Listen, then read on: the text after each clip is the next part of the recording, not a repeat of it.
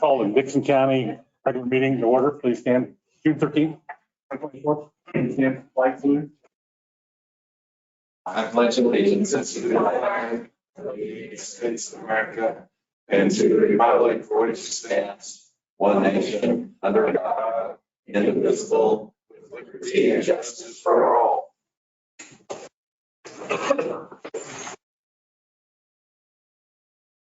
Approve the agenda as printed with no additions. Make a motion. I'll make second. Been moved and second. Any other discussion? Not all in favor say aye. Aye. Opposed, motion carried. Consent agenda. Minute to the June 9th meeting, expenditures of $714,543.51. SD security, $4,104. Indian defense wire, $13,000. Abatement of $809.94. I move to approve the consent agenda. I'll second it. And moving second, all in favor say aye. Aye. Motion carried. Commission comments, committee reports. Ron? No comments. Lynn? We did, I know this will be covered under notices and communications. We received some information on the wind turbines, and I continue to take up on some of the reading because we have had quite a bit of information given to us, and some of it I read months ago. And so I'm reviewing that some of my time. I did have this past weekend, I attended an event by the Wichita Metro Crime Commission, and had opportunity just to visit a little while one-on-one with Tony Mativi. He's the director of the KBI, and he talked a little bit to the group about the opioid situation, but also the challenges faced with that. And, you know, that's something that's, there's just a lot to it, and a lot can happen, and it's something we really need to be aware of. But I appreciated the opportunity to visit with him, and I see members of the EDC are here too, and we did have a meeting scheduled for tonight that's been rescheduled, and that's all I have. Thank you. Our work session this morning, Central Kansas Mental Health presented their budget. The Livingston presented budget for the clerk's office and elections. Treasurer Leah Hearn presented her budget.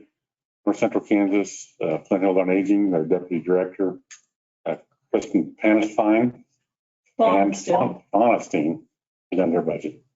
We also had discussion in the work session about the radio 800 system that we're going to be taking action on today.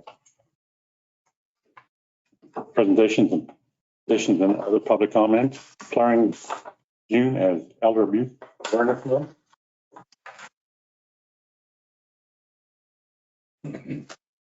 Hey, I'm Carly Tinkler. I am the campus advocate for VBAC.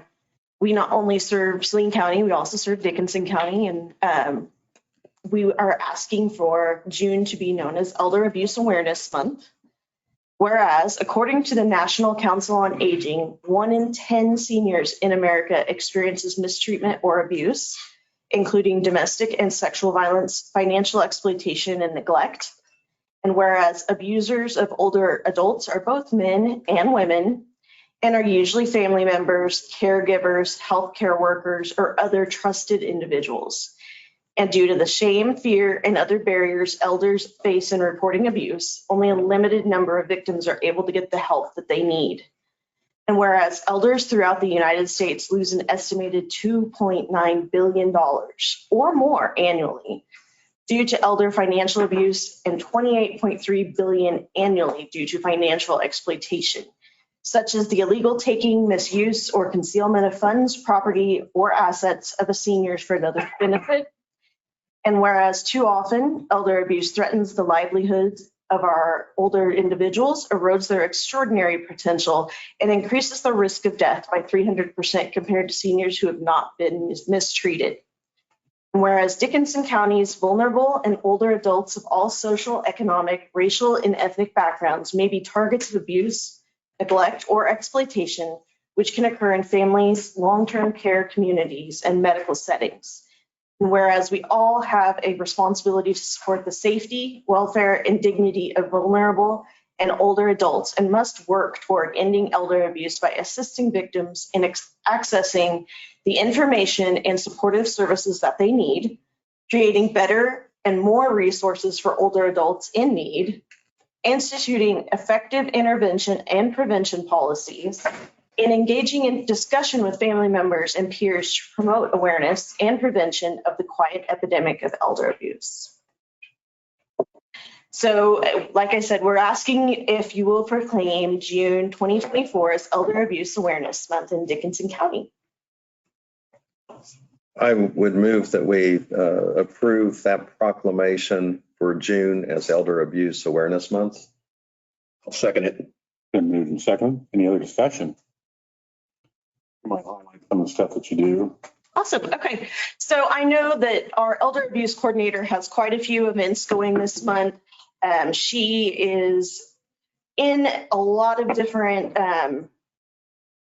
actual care facilities. She's been going to different care facilities, I know, around Salina, Concordia, doing events regarding the red flags of exploitation, abuse, neglect that seniors may face. I know that as of last Wednesday, they held the first ever elder abuse multidisciplinary team meeting in Kansas. So they are meeting on that and trying to figure out the ways that we can reach these individuals to get them the help that they need, because like the proclamation said, a lot of people don't have access to resources, don't necessarily even know that DVAC covers elder abuse, are afraid to call adult protective services, are afraid of consequences and things, and especially if the abuser is a family member or something that to that degree, that can be really hard to deal with. I know that Saturday is World Elder Abuse Awareness Day. So we are asking people to wear their purple in response to that. We will be, of course, wearing our purple tomorrow since we are not in the office fully working on Saturdays. But we'll have some booths. I know that she has a booth at the last Saturday of the month at the Salina Farm, Downtown Farm and Arts Market. And so we'll have information there. We'll have all kinds of opportunities. If any questions arise, anybody that needs support, we are a 24-hour agency, so there's always someone there on our hotline that is trained and can help somebody if they need to leave the situation, if they just need to discuss what's going on and have questions. If there's something that somebody knows is going on and can help, then those are always options that we offer, whether that's elder abuse, whether that's domestic sexual abuse, that includes sexual harassment. Human trafficking, whether that's labor or sex trafficking, teen dating violence, stalking. We cover the gamut of really crappy things. That's what we're there for. We are here to reach those individuals so that they're not alone when they're going through maybe a court process or a Department of Children and Families process or any kind of process. Having someone by their side to support their decisions and support what they need can be the biggest thing ever. Thank you. I'll call for the vote on declaring June as Elder Abuse Awareness Month. All those in favor say aye. Aye. Opposed? Motion carried.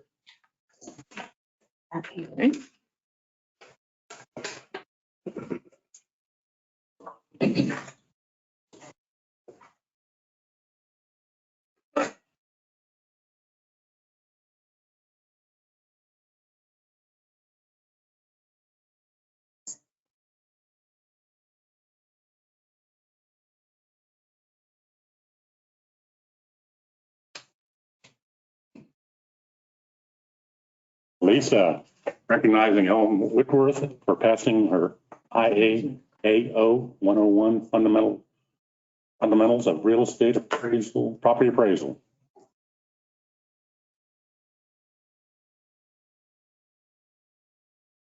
Hi, yep, I just wanted to let you know that by state. Introduce yourself, Andrew. Yeah. I'm sorry, I'm Lisa Burke, the Dickinson County appraiser. And I'm Ellen Whitworth, appraiser one.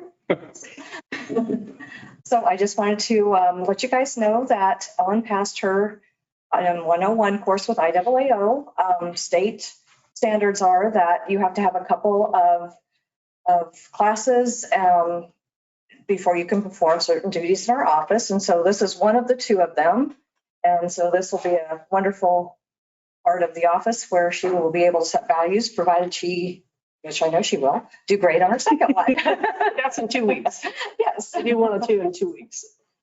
So did you have to go to several meetings or studies or? It's pass a test or- one class that you take, and then there's a test at the end of it.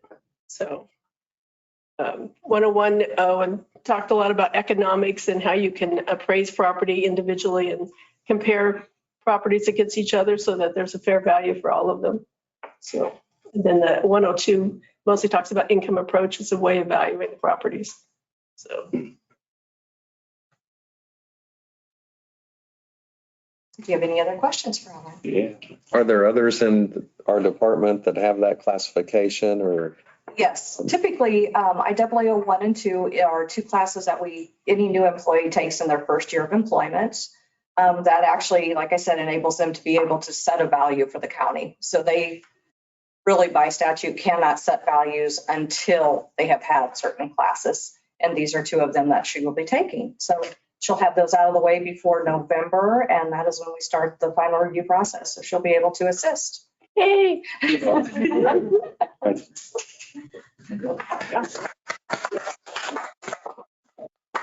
Thank you.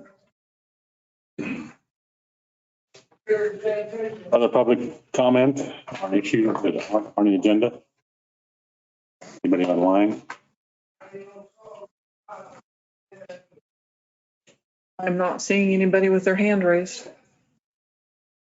Moving on. County Administrator Janelle Doggett, your report, please. Commissioners, it's been a busy month already as we're in summer, but we're planning for our safety and wellness meeting coming up in October. That's our staff development day. And we get together and have training and lunch and visit with each other and learn about different things that our departments are doing. Paving continues on Old 40 east of Abilene. It should be completed well before the next 2 weeks are over. But a couple things that I would like to remind everyone is that it's hot outside and the pavement is very hot as well. So expect some delays. Martin and staff have pulled out the spray truck and their tanker truck and are trying to put some water on the asphalt to cool it down quicker so we can get people back driving on it. So it's been some delays there and people have been upset, but just bear with us. It's going well. The bridge at 1022 Old 40 is now open. The only thing left to do is seeding, and that will be our responsibility to take care of. The highway department is completing the walkthrough at 1145 First Road, and that is a KDOT project, if you recall. So they're completing that, and hopefully that'll be signed off on, and it's open, but finalize all the paperwork and whatnot. We do have an open position currently in the highway department. We just received a resignation from one of the staff members there. EMS is interviewing to fill one of their part-time positions. So John is working on that. The IT director, as you know, cybersecurity has been a point of contention or a huge topic for us. So staff will be attending the GMIS meeting, and that's the Government Management Information System. And then as Lisa was noting, they're attending the personal property evaluation and assessment training, and they're reviewing sales data. You know, that's part of their responsibility that they do annually. And then also the sheriff appraiser and our highway road and bridge supervisor will speak to Rotary about tomorrow about county departments and county work, and budget continues. So that's all I would have unless you have any questions for me. You might go back to the highway status, please walk through the 1141 First Road Bridge. What's the cost share on that, with Clay County, how it's based? So it's based on population, and the cost share was 27% for Clay County, and then the rest is on us. The total bridge project was $1.3 million, of which the state cost share portion was $624,000. And then the rest was split between the two counties, us having the larger share since we're the larger county. And we still had to pay for all the preliminary work. We did. We had to pay for the design. Exactly. Any questions for Janelle? County Council, go ahead. Well, our contract team of attorneys is working very smooth now, and there's some new attorneys on that, but they're doing a good job and they're up to speed with it and doing well.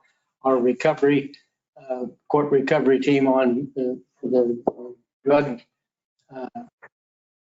situation, why it's going very well, and there's a lot of people involved with it and working very hard to give each and every one of those individuals every opportunity they can to be able to recover from the situation. That's all I have. Thank you. Thank you, Doug. Any questions for Doug? Notice and communications. We had some emails come in today. Lynn Rock, Eileen Bernard, Kay Hoffman.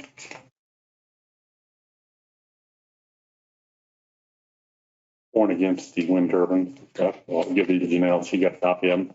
I'll go on our file. Anybody else receive any communications? Not. Introduction, consideration of resolutions, none. Unfinished business, none. Other business, approve and sign memorandum of understanding with 9 townships proposed wind farm area. Yeah. So commissioners, last year, once we knew that this is a potential project coming before us, we contacted the 9 townships in the area that they are proposing the wind farm would be located. And that's in the southern, our maps over here, it's in the southeastern part of the county. And we set up an informational meeting with those township board members to let them know of this and ask that we work with them and designate the county as the lead on this project. We felt it was important to have one entity, one person basically take the lead on this and manage the project on their behalf. And they were willing to do that. I just received the last MOU signed here, and that's why it's on your agenda today. So we're having an informational meeting for them again on Monday to let them know that we have received the conditional use permit. County is doing its due diligence and reviewing that, making sure the documents are all in place. We have everything. We will also be looking at the hose haul route for this, which impacts the townships, making sure that we agree with the haul route, making sure that we agree with the improvements, or if they say there's not improvements, but we say that there are, working through those pieces of it as well. So the meeting on Monday night is between county staff and the township board members. Fire districts are invited as well. It is informational back and forth between the 2 entities. There won't be any public comments allowed at that. It's not the place for that at that time.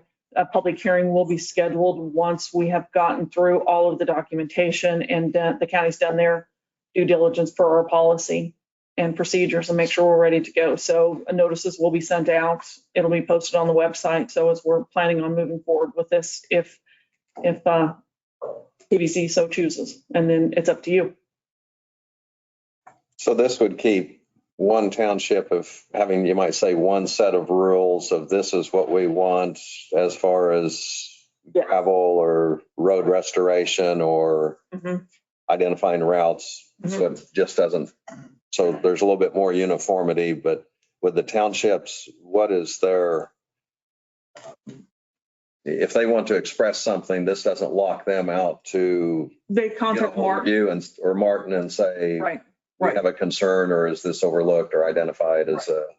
They'll contact Martin. He's going to be the point of contact on this, and then Chad McCullough as our county engineer as well. And then I'll be looped in. We'll have weekly meetings on this and make sure that we're all on the same page if the process or if the proposal goes through. So, but we needed to identify one person to do that, and Chad and Martin will both be at the meeting along with Tim and I on Monday night too. So. It's just we're trying to avoid is people in the public out there interacting with Enel or whoever their general contractor is. Correct. They had some trouble with that in Marion County. Right. And that gives a point of contact for Enel as we're going through this process as well. So it should make the process go smoother if it is approved. And if it's not approved, it just goes away and is on I'm not file. going to say it's going to go away, but this application, it will start the process over if they so choose to submit another application and then go before the PBZ board and then go before you. Any questions, more questions, Janelle? If not, I'll move that we approve the MOU for the 9 townships. Second it. And moved and seconded. Any other discussion? If not, all in favor say aye. Aye. Opposed, motion carried. Approve radio bids and tower proposal for the 800 communication system. Commissioners, just a little background on this, kind of like we talked about in the study session. This is a project that has been in the works for quite some time, several years actually, but you had approved the sales tax question to be placed on the general election ballot on November 7th of 2023, and that was approved by the Citizens for Public Safety projects. And during the process, we have identified 2 projects that needed to be addressed. And the first one was replacing our 28-year-old communication system for the responders with the 800 megahertz system. The other is the all-hazard response vehicles. So the project is going to update the radios for law enforcement, fire, EMS, and emergency management for all of the departments in our county. And we're also going to move to the state's 800 radio system with our tower upgrades. So we sent out RFPs earlier this year requesting bids on the radios, and we received bids for the radios from 3 vendors, and that was Bendix, King, Harris, and Motorola. Motorola also provided a proposal on the tower equipment because they're the ones that they're the ones that have the system for the state of Kansas, and that's the system that we will be connecting to. So we've had a lot of meetings, we've had a lot of discussion, a little cussing and discussing as if you will. So it's not an easy solution that fits with this. The 911 advisory board was tasked with this, and then they selected some members to create a tech committee. And those members reviewed all of the bids, they reviewed the proposals. We held vendor meetings and they brought their radios in for them to take a look at and see what we felt would best fit the needs of all of the departments. It's not a one-stop shop solution for this. So, and we do have members of the 911 advisory board here today. So we have Fire Chief from Harrington, Andrew, and I will butcher your last name, I apologize. Abontajado. Sergeant Jamie Reynolds from the Chapman Police Department, Under Sheriff Jeff Vaughn from obviously the Sheriff's Department, John Holgren from EMS, Alyssa Boss with IT, Jerry Davis, our sheriff, and Chancey Smith as emergency management. I'm getting to Paul, and Paul Fraley, as a fire chief for Dickinson County. Yes, number 1.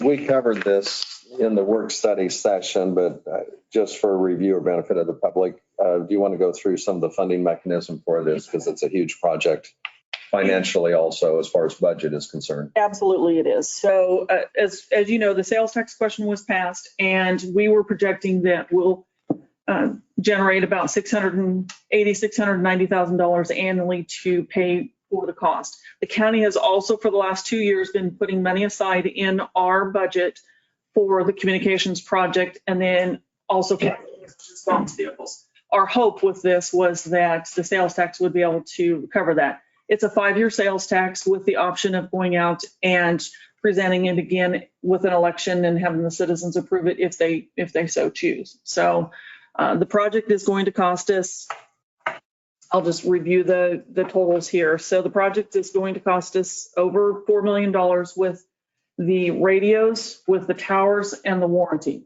But first, let's talk about the radios. So the radios that we looked at from the 3 vendors were from BK, Harris, and Motorola. And those bids came in for the radios, the accessories, which would be the chargers, the speaker mics, anything that's needed in there, the mobiles. So we're purchasing 232 portables, 146 mobiles, and 74 vehicle chargers. So the bids came in, BK, the radios, accessories, and whatnot came in at 1.587, 743.80. Harris radios, 1.386, 521.82. And Motorola, 1.599, 454.22. Okay. And then the tower proposals came in at 2.448667 and then if we bundle the Motorola radios and tower equipment, there's an additional discount that they do offer. So the tower would be 2.298667. So the total, subtotal for those two pieces of this project, BK's would be 4.036410.80, Harris 3.835188.82, and Motorola 3.898121.22. And then 5-year annual maintenance on the tower equipment is $441,950. So as I said, the 911 advisory board met and discussed this.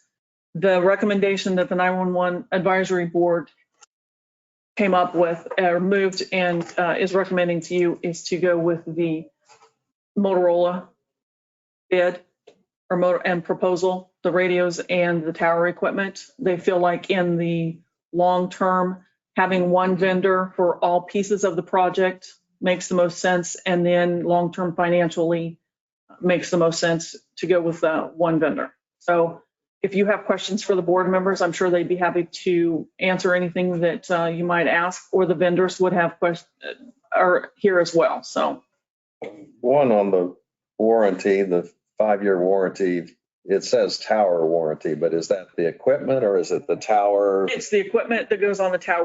We're not building towers. So does our insurance not cover something like that, or do none of them have a warranty that would go with it anyway? So there's probably a 1-year warranty on the tower equipment standard. And then the 5-year warranty would include any software and hardware upgrades as well. And the radios also have a 5-year warranty, all of the vendors. Because these are all the same number for the warranty. So is that something they sub out to? That's Is that the same answer for all three? yes, it's the same for all three for the. Again, Brian Flynn, Motorola Solutions. So just from a terminology standpoint, the infrastructure is existing. I mean, but there would be a new shelter and a new generator put in, but the radio equipment at the towers or at the sites, that's what that, additional cost is. 1 year of service and maintenance is included in the above the line price. At years 2 through 6, which is the additional 5 years. It's technically not necessarily a warranty, but also can be called a service, maintenance, and software upgrade. The gentleman had talked about earlier. These aren't a one-time buy and technology ages out and you're done. We'll continue service and maintain it, and then also be able to upgrade it. Remotely and in person through software updates, things like that, at no additional charge. It's already built into that service and maintenance plan. And that is something that we knew would be coming when we started this project. That was an anticipated cost that we knew we would have.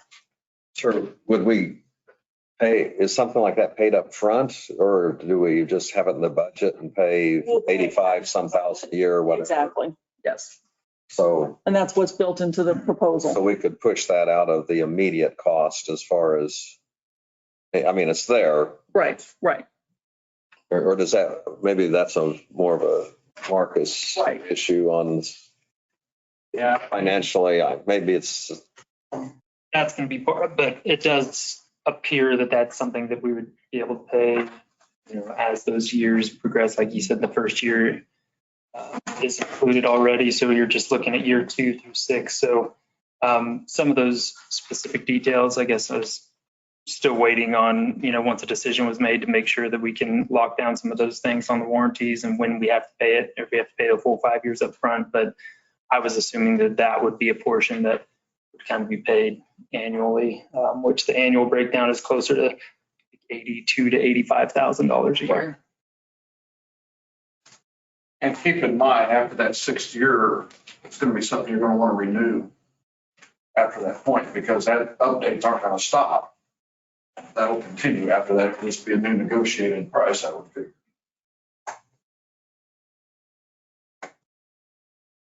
For the record, Paul, you might say what your position is, Paul. I'm Fire Chief, Dickinson County Fire District 1, and been on the advisory board. 42 years I've been in fire district. Any other questions, commissioners?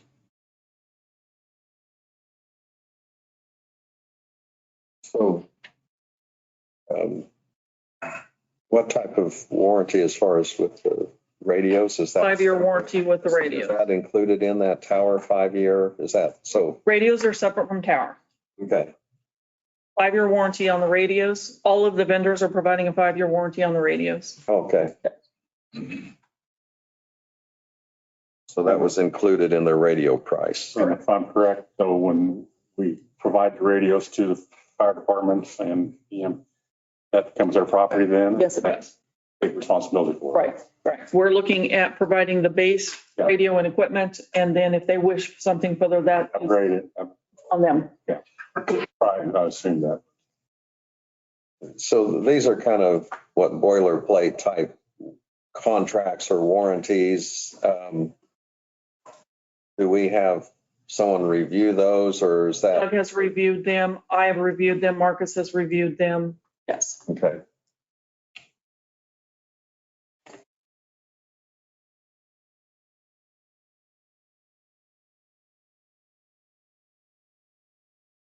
And so if something is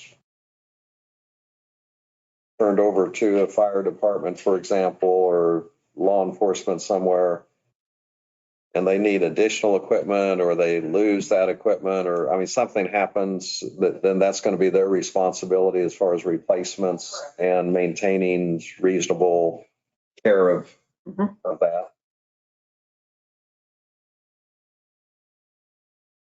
So on the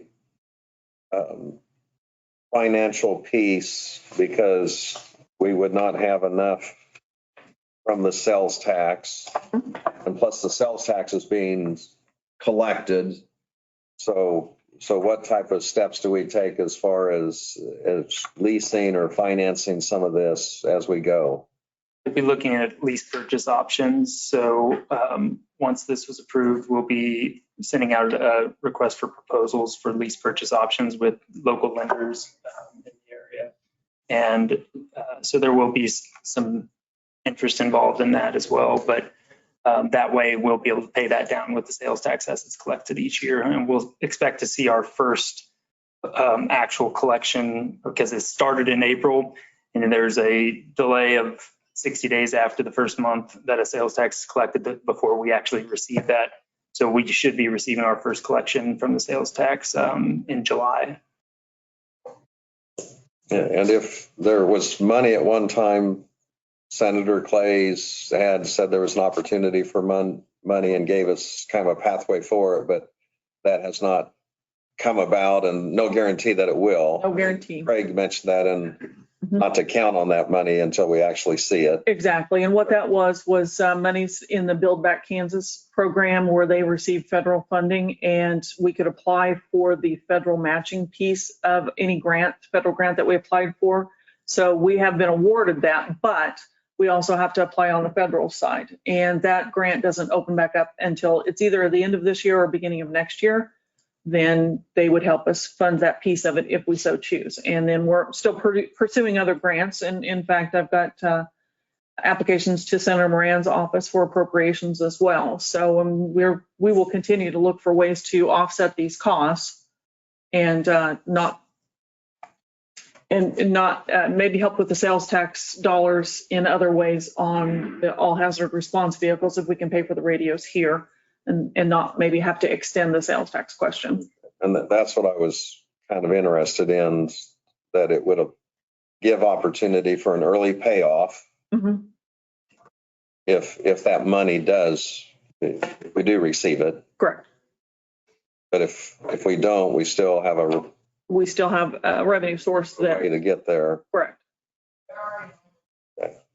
But also if we receive that money, the sales tax money can be used, you said, for the hazardous trucks? It's for public safety projects, and that was the next project identified was the all hazard response vehicles. And was that There's two of them in part of the committee on that, or is that a separate issue from the committee that? We focused on the radio communications piece of it because that was the pressing need.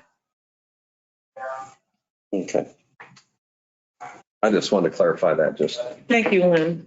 That was always enjoyable. Well, and I think sometimes when people are watching or, they hear some of the final statistic information, but some of the things that are going to get us there or that we're going to face Right, next year. right. We need to know. This is not an easy decision, and there's been a lot of back and forth and questions and that, so that's for sure, so. That's all I had, Craig. No, that's I fine. used up your. No, I didn't put the timer on you.